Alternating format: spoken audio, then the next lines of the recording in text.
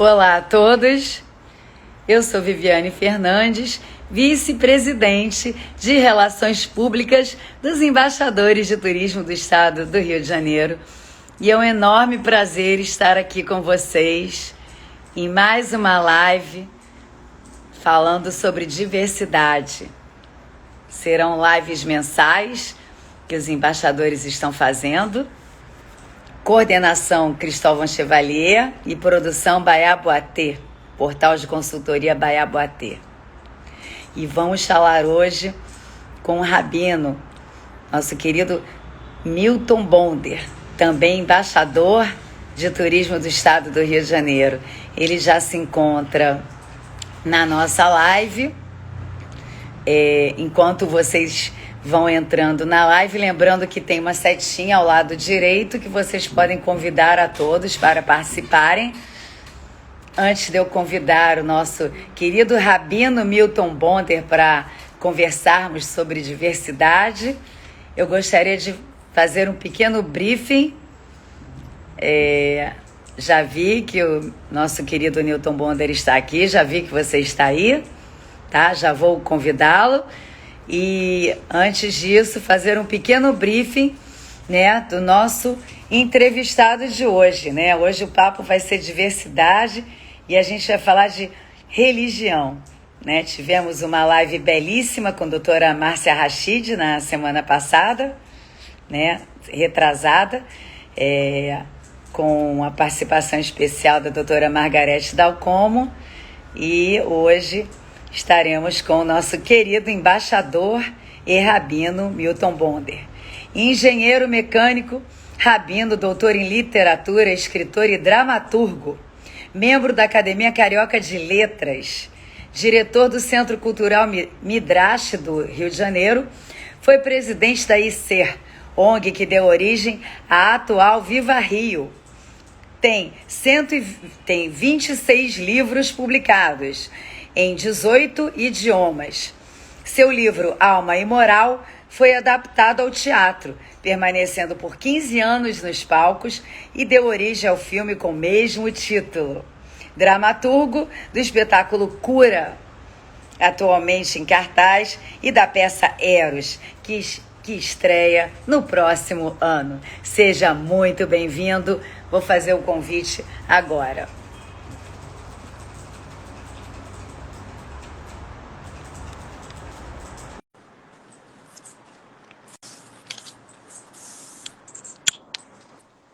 Olá, Tudo querido bom? Nilson, seja Tudo muito bom? bem-vindo. Oi, Viviane, tudo bom com você? Bom estar aqui. Nós que agradecemos em nome dos embaixadores, a sua agenda é muito cheia, agradecemos a sua participação, a possibilidade de estar interagindo conosco de um tema tão atual, tão polêmico, né, e tão importante dentro da sociedade. Já estão todos entrando na nossa live, já podemos dar início. Muito obrigada pela sua presença. Já fiz uma apresentação, né, uma prévia, um pouquinho falando sobre nosso querido entrevistado. E vamos começar o papo, que hoje é sobre diversidade, né? E nada como começarmos com o nosso querido embaixador de turismo e rabino Newton, né? Newton, o que é diversidade para você? Bom, diversidade primeiro é a própria manifestação da natureza. Tá? A natureza nos faz, tudo da natureza é único, apesar da gente muitas vezes identificar espécies, grupos e tudo mais. Nós sabemos que a nossa impressão digital é única, tá? E se você for olhar a construção de cada folha, etc., também é única. E assim é a vida é diversa. E a diversidade representa essa conquista que a humanidade vai fazendo, tá? de poder acolher essa diversidade, quando a gente está falando dentro do aspecto da civilização, de nós podermos acolher o fato de que somos cada indivíduo, né? Apesar de sermos todos de uma mesma família, mas cada indivíduo é único E nós temos né, no planeta, no nosso país, grupos de várias formas diferentes, e a gente aprender a conviver com essa diferença que está presente em tudo. Né? Então, para mim, a diversidade é o acolhimento da vida. A não diversidade é a rejeição à vida. Sim, sem dúvida nenhuma. E a diversidade, ela representa muito os embaixadores, porque nós somos uma pluralidade, né? Entre artistas, significativas da religiosa, né? Da área da escrita, da curadoria, né? Escritores, professores de N gêneros diferentes, etnias diferentes, religiões diferentes. Acho que os embaixadores representam muito essa pluralidade que nosso querido Rabino Newton colocou agora com tanta maestria.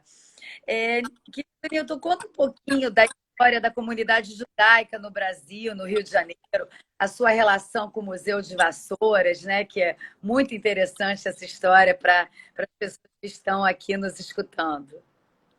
Então, é interessante que a história do Brasil, né?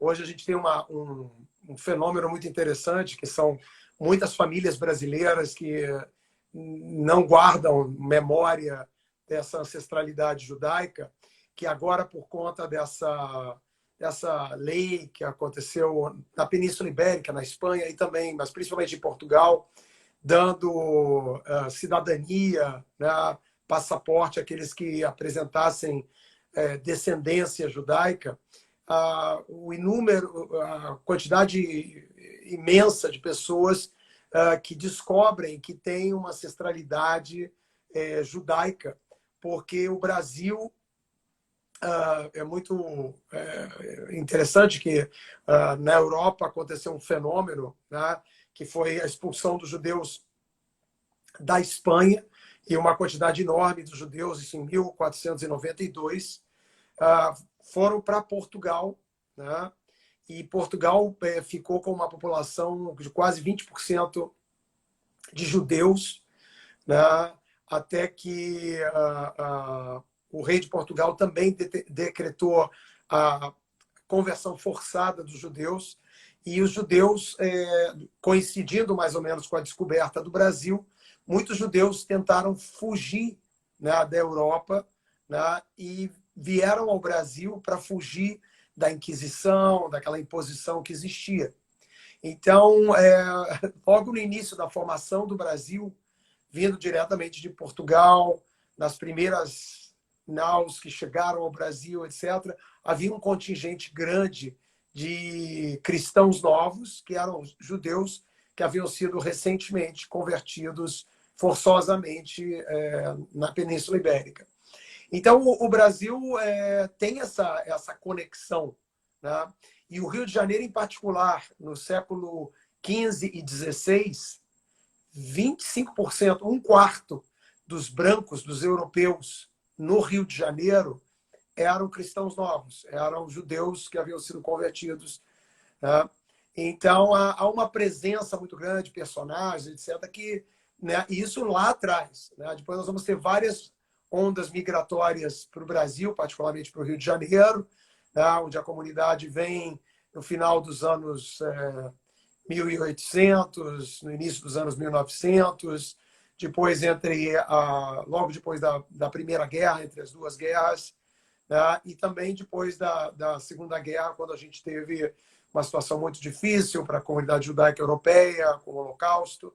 E então foram vários grupos migratórios, também de países árabes, em momentos também de conflito, onde os judeus tiveram que sair, foram expulsos. E o Brasil acolheu, do Egito, vieram muitos também do Líbano, da Síria, de vários lugares. Então, é uma comunidade, falando de diversidade, é uma comunidade muito diversa, né? Que acolheu o Brasil, tem essa grandeza, né? Apesar de termos tido momentos históricos difíceis também, onde a gente teve intolerâncias, tá? Mas o Brasil, via de regra, é um espaço de acolhimento e é uma das grandezas da nossa nação. E a comunidade judaica, no século passado, se beneficiou. A imigração foi quando a imigração maior moderna aconteceu, mas, como eu dizia, tem a ver com raízes brasileiras, tanto que você encontra muitos costumes judaicos que ficaram, de alguma forma, presentes na cultura, né? Esses cristãos novos, alguns deles foram se assimilando, outros eram o que a gente chama de criptojudeus. Eles guardavam secretamente as suas Identidade, digamos assim. identidades. Exatamente. Uhum. Semelhante, de certa forma, é semelhante. Você estava falando, Vianney, que estou trabalhando agora num museu muito lindo que vai ser aberto provavelmente, acho que no princípio do ano que vem, que é o Museu Vila de Vassouras, aqui no estado do Rio, né? E que acho que vai ser um polo maravilhoso para essa cidade, que é uma gracinha, Vassouras, né? Uma cidade muito simpática. Né? Mas o que é bonito desse... Com muitas fazendas históricas. Toda a história do café, dos barões do café, dos palacetes que ainda existem lá, né? Sim. E o que é interessante? Que esse museu, ele falando exatamente da história do café, foi talvez um dos primeiros, digamos assim, empreendimentos econômicos do Brasil.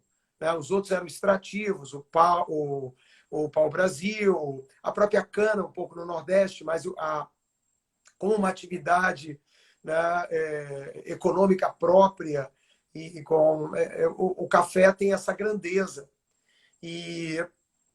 Mas ali conviveram grupos interessantemente, são o berço da nação brasileira, mas com várias questões, né? Tinha ali os índios, que eram os nativos, que a gente hoje ainda está falando sobre essas questões, né? De respeitar a terra indígena e tudo mais, mas os indígenas foram trazidos ali para o café e viveram, né?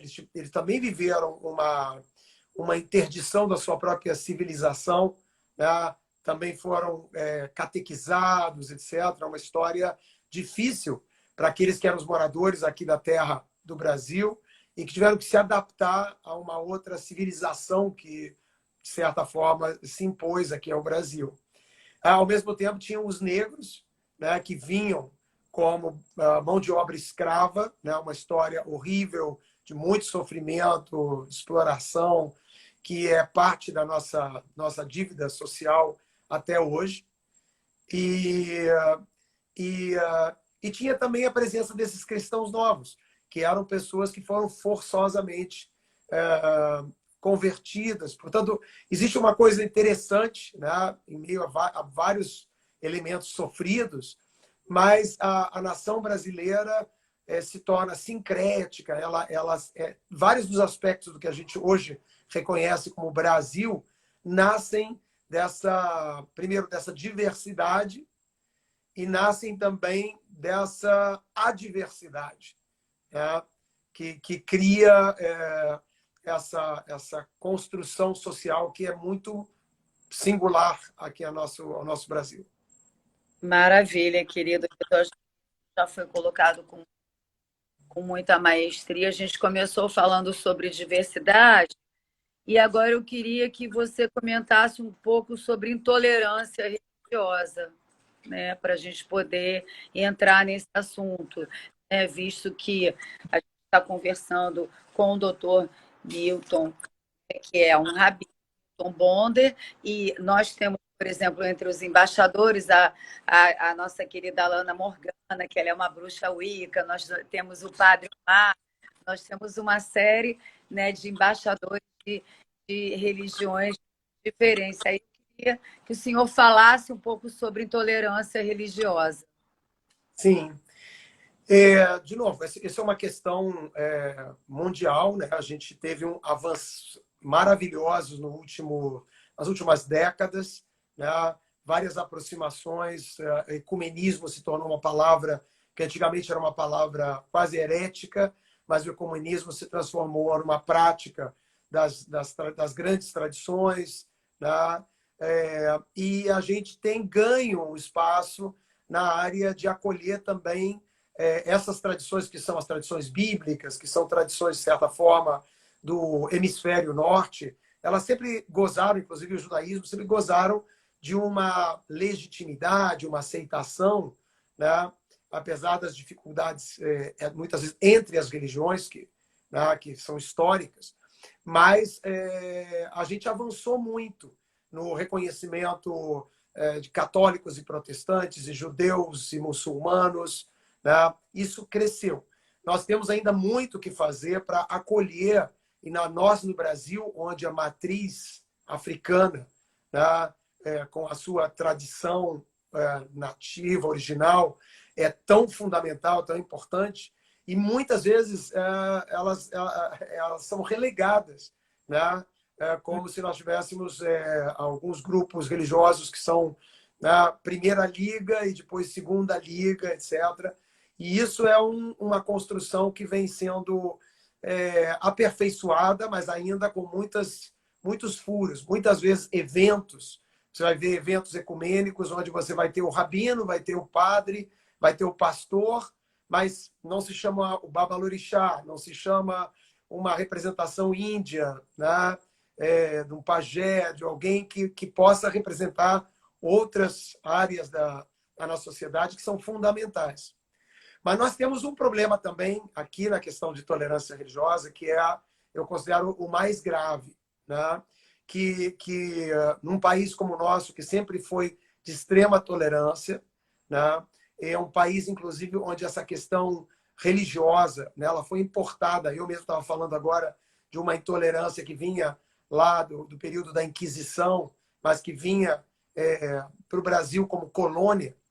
Mas o Brasil, na sua formação eclética, plural, etc., o brasileiro ele sempre olhou com muita apreciação a religião do outro, né?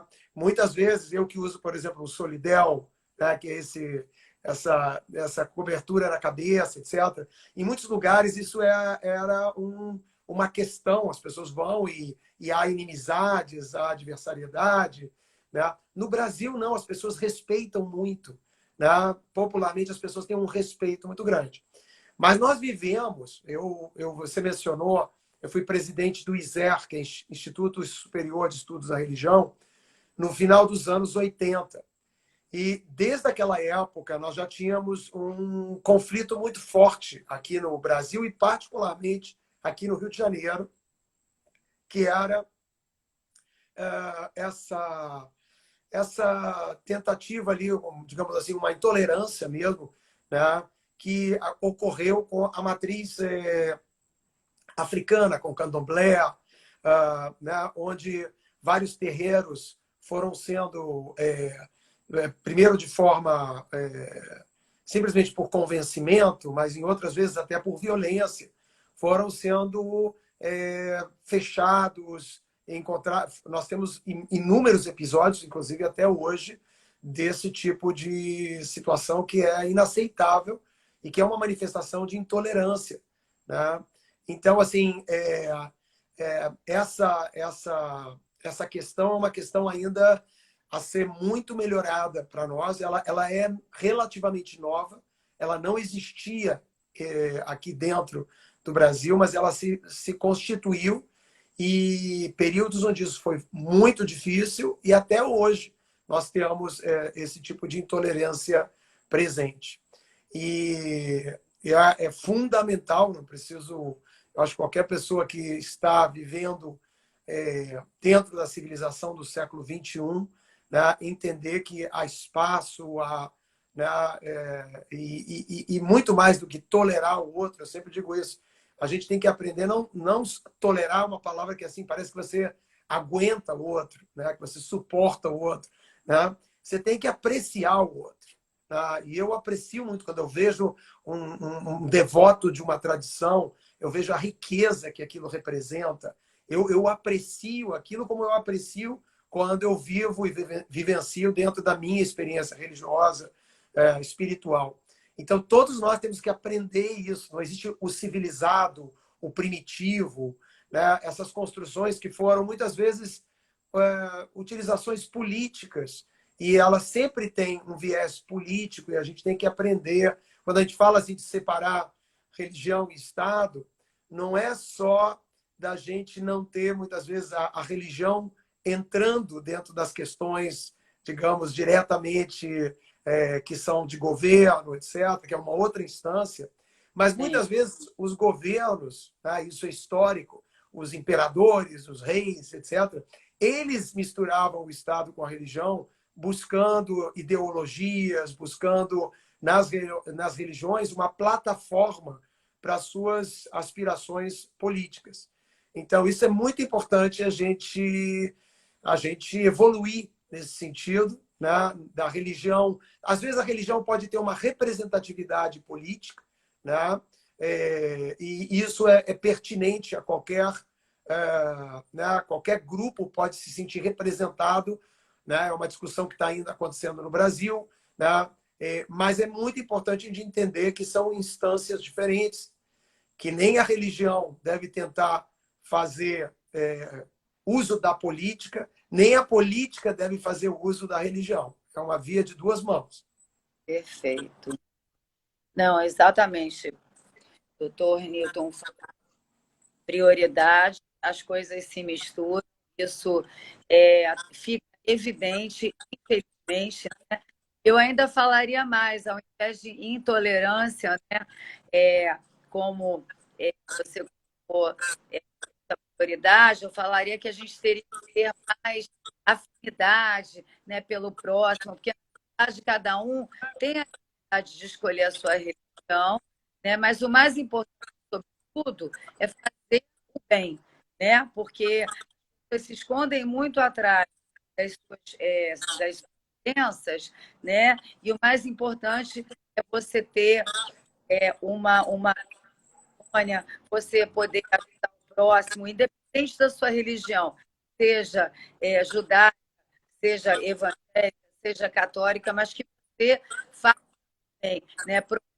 Porque, além de questões políticas, né, infelizmente, o ser humano se esconde muito também atrás da própria religião, né, se colocando como um semideus e, na verdade, sem muitas vezes estar propagando o que a própria religião coloca, né, que é o fundamental de todas elas, né, que é propagar o bem, o amor, enfim, de N formas, cada um com suas singularidades, né? A enfim, o judaísmo ele sempre foi visto, né, como vocês sempre foram muito unidos, né? Haja visto a história, né? A própria história, né? Que o senhor colocou do passado, que todos conhecem, é evidente. Como é que é atualmente, no ano de 2022, a comunidade judaica, né? Perante toda essa modernidade, né? Toda essa amplitude de situações, a gente tem aí N situações hoje, a gente tem comunidades que existiam anteriormente, como a LGBTQI+. Como é que a comunidade judaica vê essas mudanças ao longo desses anos? Então, a comunidade, de novo, você tem que considerar vários aspectos para entender. Isso também é parte da diversidade, é o entender, é uma escuta de quem é o outro. Porque a gente, muitas vezes, a gente qualifica sem muito conhecimento e é muito importante para você conhecer o outro, ter oportunidades como a gente está tendo aqui, de conversar, de se instruir, porque senão a gente, muitas vezes, passa julgamentos, faz uma leitura que é totalmente ignorante, no sentido de falta de informação, né?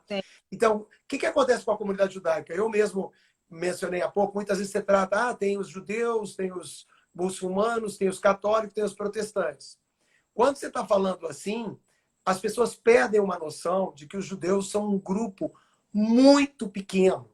Atualmente existem cerca de 14,5 milhões de judeus no mundo. Se eu falar das outras 3 religiões que foram tratadas aqui como iguais no sentido, né? Cada uma delas tem perto de 1 bilhão. Com certeza a católica, né, a cristã junta tem mais de 1 bilhão, a muçulmana tem mais de 1 bilhão, né? E a tradição judaica, ela tem 14 milhões. Ela é literalmente 1% em termos de membros dessa tradição. Então, o que isso impacta? Isso impacta muito, porque até pela história judaica, que é uma história muito difícil, porque era uma minoria, viveu séculos e muito resiliente com a sua tradição. Os judeus, eles se comportam como uma minoria que não quer se assimilar. Assimilar no sentido igual você tem a cultura, os índios, qualquer grupo que é um grupo minoritário e pequeno, ele preza muito a preservação da sua tradição. Principalmente quando a ancestralidade foi uma ancestralidade de muita luta. Então, assim, meus avós eram imigrantes lá desse lugar aí da Rússia, da Ucrânia, né? E conheceram rigores muito pesados na história. A história judaica é uma história de muitas perseguições, Idade Média, vai para trás da Idade Média, né? E então essa ancestralidade tão rica e ao mesmo tempo tão dura, tão difícil, fez com que os judeus ficassem muito, digamos assim, militantes da preservação da sua tradição. Então, muitas vezes as pessoas não entendem, por exemplo, a gente tem, não é mais uma realidade, mas há 40 anos, 50 anos, as famílias judias, elas queriam muito que os casamentos fossem endógenos, de judeu com judeu. Né? Eu tenho aqui que eu ia te fazer da Heidi Bueno, que era exatamente essa. Ela está aqui. Então, essa questão que há 50 anos, os pais vetavam com quem que a gente casava. Tá? De 50 anos para trás, os pais tinham veto.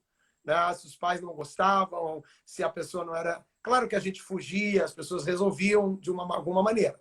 Mas a realidade de 50 ou mais anos para trás é que existia essa noção de que os pais ou indicavam o casamento, ou vetavam o casamento, ou né, cada grupo tinha as suas formas de fazer isso.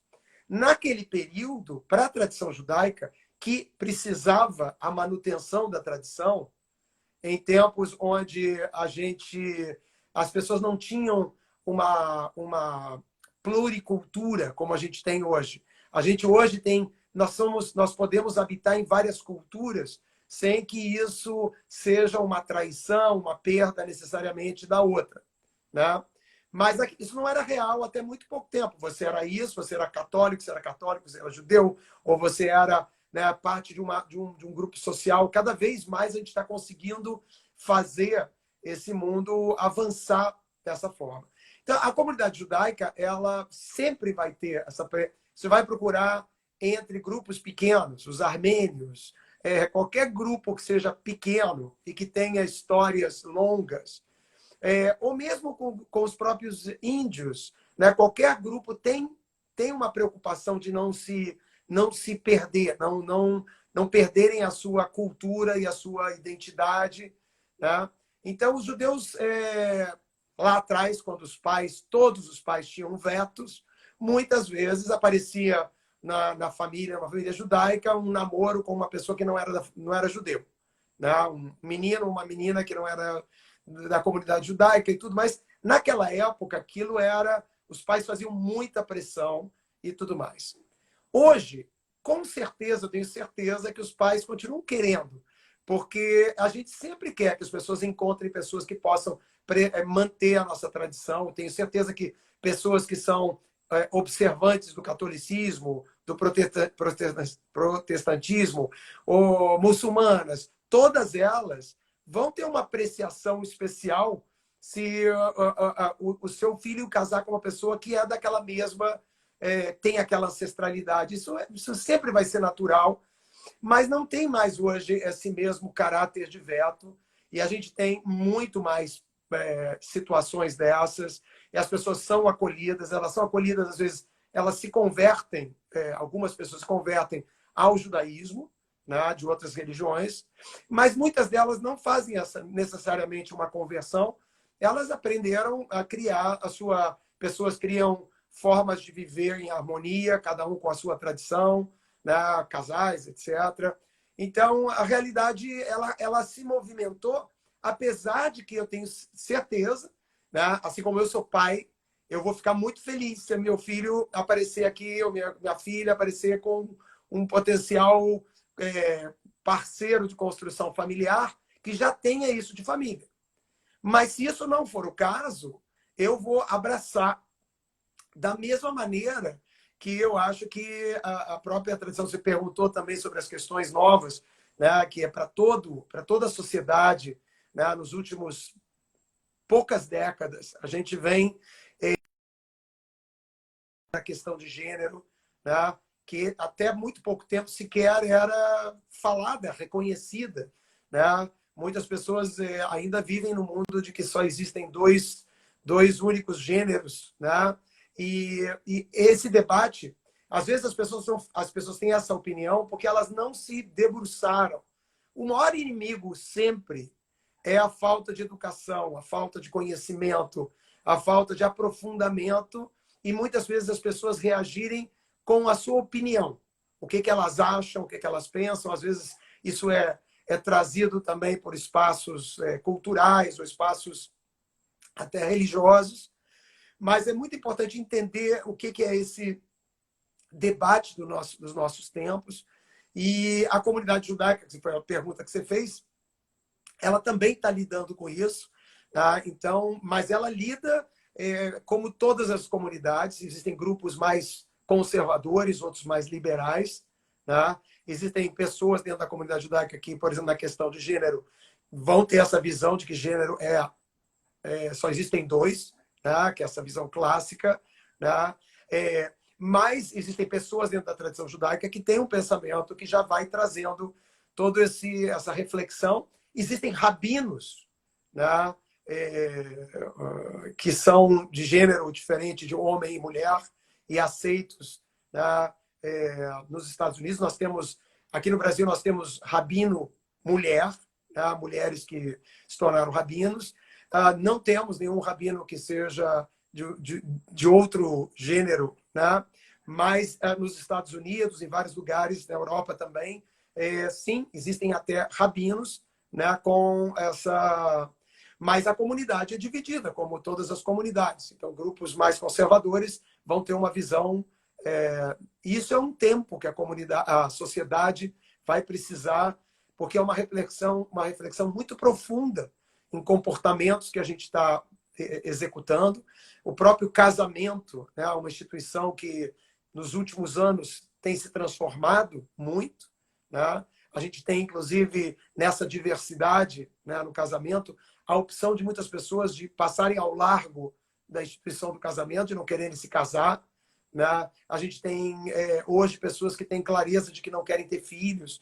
A gente tem várias coisas que o nosso tempo nos convida a refletir. A gente tem que olhar tudo isso com muito cuidado e carinho, porque são questões humanas. Todas as questões, obviamente, a questão do casamento, o que isso significavam, as construções das famílias, mas a gente está em profunda transformação. Então, eu acho que com esse coração, né, espiritualizado, que consegue acolher a diversidade e apreciar a diversidade, para apreciar a diversidade, você tem que primeiro reconhecer de que você não conhece todas as realidades. O que é óbvio, nenhum de nós conhece. Mas se você não fizer essa assertiva, tá, para você mesmo, de que quando alguém te fala algo que parece para você estranho, seja porque é uma religião estranha, seja porque é uma identidade de gênero diferente da sua, tá, de que você tenha ouvidos e coração aberto para conhecer essa realidade, que só pelo fato dela não ser a sua, não significa de que ela também não é uma forma de viver a realidade. Exatamente. Então esse é um desafio humano, porque a gente faz isso, como você estava falando, a gente não faz isso só com religião, a gente faz isso com todos os nossos preconceitos Preconceito quer dizer isso, um conceito que você tem antecedendo a própria reflexão. Né? Você não deu uma reflexão, você foi reagiu a algum tipo de impacto, você viu uma pessoa de cor diferente da sua e você já imagina que aquela estranheza é alguma coisa ruim, é uma coisa que te coloca em risco, etc. Essas leituras, elas dependem de um crescimento não só educativo, mas espiritual para você se tornar uma pessoa melhor e maior, no sentido de se aperfeiçoar. Sem dúvida nenhuma.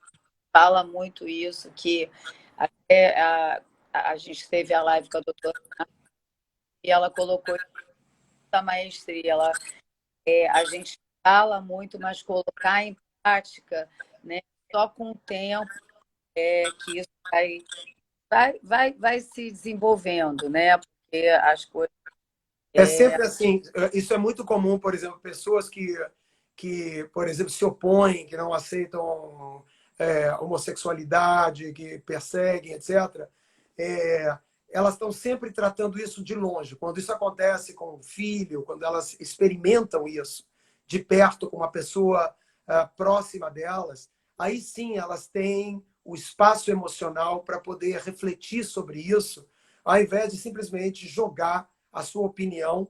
E você sempre, esse vai ser um movimento, infelizmente, natural, né? É quase que uma reação nossa animal mesmo, né? Qualquer coisa que parece diferente, parece ameaçadora, parece que vai colocar em risco alguma coisa para nós. E você tem que, exatamente isso é a civilização, é conter esses instintos animais que nós temos, né? E não tenha dúvida de que o acolhimento da diversidade, essa apreciação, esse amor e essa escuta ao outro, elas dependem desse ato civilizatório. Tá? Se esse ato civilizatório ele não avança, ele não progride, então nós ficamos assim, cada um com o seu grupo. Se aparecer alguém que é de um grupo que parece um pouco diferente, a gente já se une contra, a gente fica num lugar muito símil, muito dos primatas, do nosso tempo mais primitivo, onde a gente vivia tribalmente, onde a gente vivia tentando o tempo todo lidar com um mundo que parecia agressivo, pronto a oferecer algum tipo de violência a nós. A gente está tentando construir um mundo diferente, apesar de, infelizmente, a gente está hoje lidando com uma guerra convencional, algo que a gente achava que nunca mais existiria, que os seres humanos não iam conseguir ver, né, esse processo de fazer uma invasão, de fazer uma retirada em massa de pessoas, etc. E é muito chocante a gente se dar conta que isso ainda é uma luta por ser realizada. Existem muitos lugares onde isso é uma realidade. Os judeus ligados também à história de Israel vivem isso através da história ainda não resolvida ali entre palestinos e israelenses. Né? E a gente tem que crescer nessa direção de resolver as coisas olhando o outro, olho no olho, e reconhecendo que o outro é um igual, né? Por mais distinto e único que seja, que é um igual em direitos. E é isso que a gente está tentando, como civilização, impor a nós mesmos. Não é a nenhum povo específico só, não. É a nós mesmos. Cada um de nós contém essa violência e a gente tem que aprender. E o caminho da diversidade, ele é um dos mais sagrados, porque no olho do outro, face a face com uma outra pessoa que você pode conhecer uma realidade que não é a sua. E pode abrir a sua mente, abrir o seu coração e fazer você crescer, né, de formas que acho que poucas outras oportunidades vão permitir algo semelhante. Maravilha, nosso querido embaixador de turismo, Rabino, doutor Milton Bonder. A gente está com algumas perguntas, mas mas a gente está com o tempo um pouquinho estourado, tá? Eu só vou colocar uma observação das notas judiciosas, falando que o melhor do livro é o segredo judaico da resolução de problemas. Né? Com o tempo em que temos que defender o óbvio, é muito bom mesmo esse livro, o sentido da vida é outro. Bom, enfim, alguma pergunta terminando essa live? O nosso querido Rabino Newton Bonder vai ficar à disposição de vocês através do Instagram pessoal dele ou do próprio Instagram dos embaixadores. A gente já está com o nosso tempo estourado. Quando o papo é bom, passa rápido. Né? Eu queria imensamente agradecer a sua presença em nome dos embaixadores de turismo do Estado do Rio de Janeiro, nosso querido Rabino Newton Bonder, engenheiro mecânico, rabino, doutor em literatura, escritor, dramaturgo e embaixador de turismo do Estado do Rio de Janeiro. Em nome do nosso querido Baia Boatê, muito obrigada pela sua presença. Doutor, gostaria de deixar algum recado para a gente finalizar? Gostaria, sim. Gostaria primeiro de agradecer a oportunidade de estarmos aqui. Muito honrado de ser embaixador do Rio de Janeiro, exatamente por essa iniciativa de vocês de fazer isso uma coisa extremamente diversa, o que é importante, né? E principalmente porque a nossa cidade é um absurdo de maravilhosa, né? Hoje nós estávamos com um dia, quem saiu, quem olhou em direção ao Corcovado, em direção ao Pão de Açúcar, em direção à praia, às águas, né? É uma bênção espetacular a nossa cidade. E as pessoas, a gente não pode nunca esquecer desse Rio de Janeiro, de sorriso, de gentileza, por mais que as notícias, que a gente saiba que tem tanta violência nessas urbanizações desastrosas que a gente fez, administrações também que deixaram muito a desejar do ponto de vista social, mas a cidade é maravilhosa, um povo maravilhoso, né? Aquelas pessoas que ficam brincando que o Brasil é lindo, mas o povo não é. Essas piadas, elas estão totalmente enganadas. O povo brasileiro é um povo muito especial. Nós somos, né, e essa cidade aqui do Rio de Janeiro também. Então, temos que ser todos embaixadores da nossa cidade e fazer ela ficar cada vez mais bonita, mais cuidada e mais cuidando também dos cariocas. Né? Com certeza. Deu uma na tela, doutor Newton? Parou um pouquinho aqui. Ah, não, tá bom. Enfim, era isso. Só dizer, fazer um pouco de ufanismo aqui da minha carioquice. Muito obrigada, doutor Newton. Foi um enorme prazer. Lembrando que os embaixadores apoiam o uso de máscaras, não é verdade? Porque a pandemia não acabou ainda, né? A gente ainda não resolveu esse problema. Então, vamos usar máscara, né? Nós apoiamos o uso da máscara, apesar de termos um decreto oficial que não é mais obrigatório, nós, embaixadores de turismo do Estado do Rio de Janeiro, apoiamos o uso da máscara, porque, como a doutora Margarete Dalcomo botou com muita maestria, a máscara é o nosso escudo. Então, vamos continuar usando máscara. Nós, embaixadores, continuaremos usando máscara, né? E cabe a cada um, né, ter a sua consciência do que está acontecendo. Doutor Rabino, obrigado, Viviane. foi um enorme prazer. Encerrando mais uma live da diversidade. Até o próximo mês com mais novidades para vocês. O meu muito obrigada. Tchau, obrigado. Obrigado a todos.